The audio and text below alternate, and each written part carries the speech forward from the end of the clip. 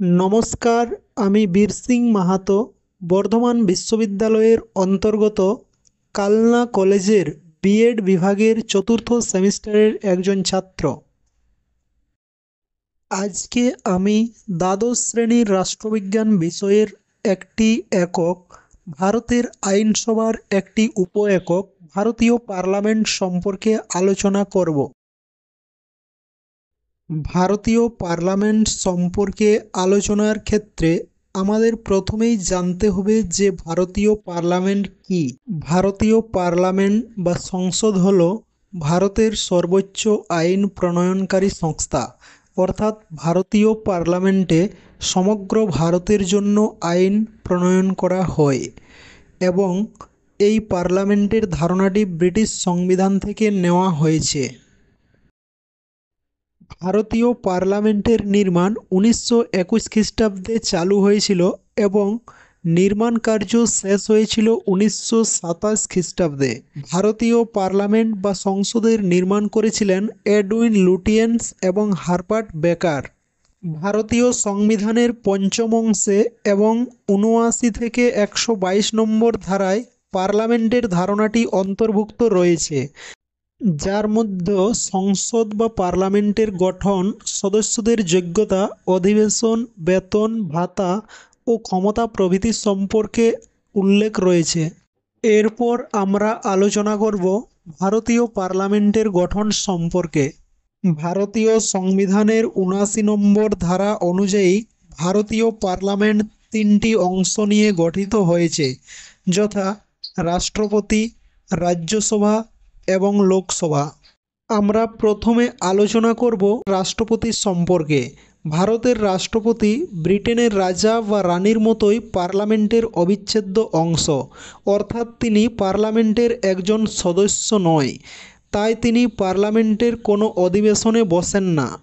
তবে তিনি পার্লামেন্টের কাজকর্মের সাথে সম্পর্কিত কিছু কার্য সম্পাদনা করেন।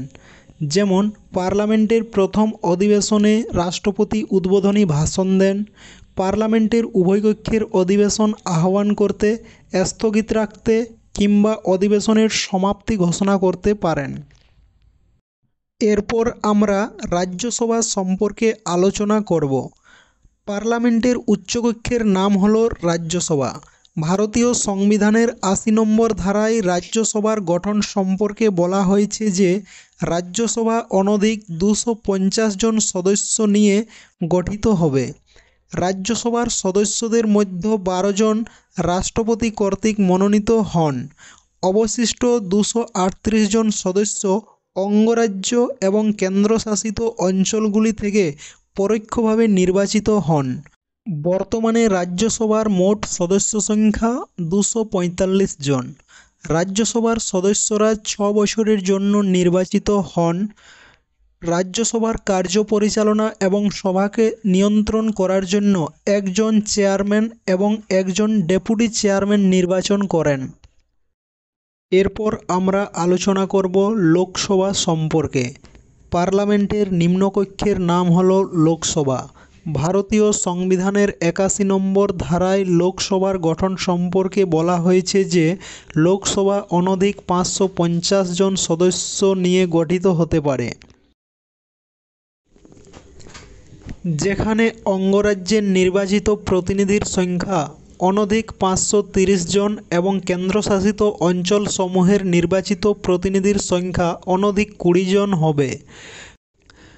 লোকসভার সদস্যরা প্রত্যক্ষভাবে নির্বাচিত হন, অর্থাৎ জনগণ সরাসরি ভোট দিয়ে নির্বাচন করেন। বর্তমানে লোকসভার সদস্য সংখ্যা হল 543 জন। লোকসভার সদস্যদের সাধারণ কার্যকালের মেয়াদ হল 5 বছর। সভার কার্য পরিচালনা এবং সভাকে নিয়ন্ত্রণ করার জন্য লোকসভার প্রথম অধিবেশনে সদস্যরা নিজেদের মধ্য থেকে একজন অধ্যক্ষ এবং একজন উপাধ্যক্ষ নির্বাচন করেন।